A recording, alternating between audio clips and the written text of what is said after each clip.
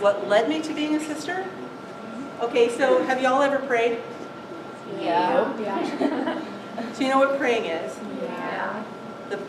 One of a really good explanation I heard of it's just kind of like talking with God.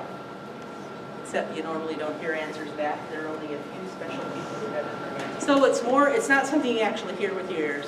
It's more like a feeling. Do you ever go to a relative's house or even just a stranger or somebody you just met, like the first day of school, and you go over their house and you got, this just feels comfortable. I feel at home here. You know, it's kind of like you had that idea and it felt like that in your head. So when I was probably, okay, so you are all different grades, 6th, 7th, 8th? Okay. Probably when I was about 5th or 6th grade. Even before that, my mom had an aunt who was a sister, and she would come to visit at our house. So I got to know her as my mom's aunt. And she still wore a habit. So some sisters still wear a full habit. And it just kind of made me think about, I wonder what was different about that. Because I knew about marriage, because my mom and dad were married.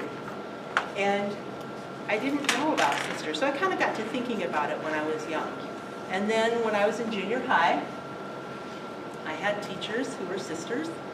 And some places have what they call a mother house. That's where people go to learn how to be sisters. That's where they might live when they're working, or when they're like the boss sisters, the head sisters. So the sisters who taught at my school, their mother house is in Colorado Springs. And I went there for a weekend retreat. And so it was just kind of an idea, seeing them and the life they led, that it was a way that they were very close to God and they prayed with the Bible. I started praying with the Bible when I went on that retreat. And so that idea, it was kind of like an idea. It wasn't really, I didn't hear a voice.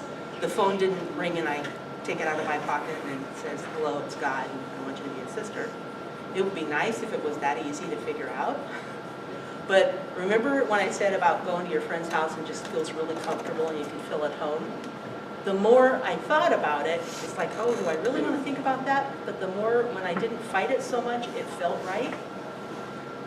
And I got to know this one sister really well, but then she got sick and she died.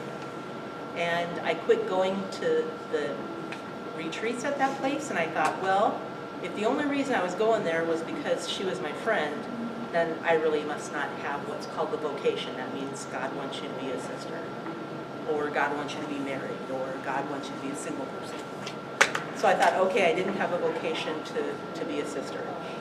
But then when I got older and I went to school and I studied to be a nurse and I worked at the hospital, one Lent I decided I'm going to go to daily mass because that's something I didn't usually do, so I'm going to do something extra. And I went down here, they didn't sing at the daily masses, and I thought that was kind of boring because I like to sing. So I went up to the monastery to mass because the sisters sang. And I was going every day. And one of the sisters who knew me from working at the hospital said, hey, are you free tonight for supper? Yes. Oh yeah, okay. Free meal.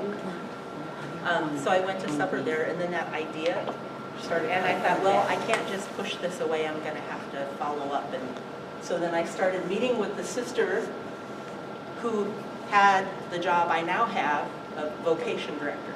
So if women think they might have a call from God to be a sister, they contact me, and I meet with them, and we hopefully figure out, do you have a vocation to be a sister? And if the answer is no, then we figure out, well, hopefully, what is your vocation? And if the answer is yes, then I have to help them figure out, is it to be a sister at Sacred Heart Monastery or at some other place?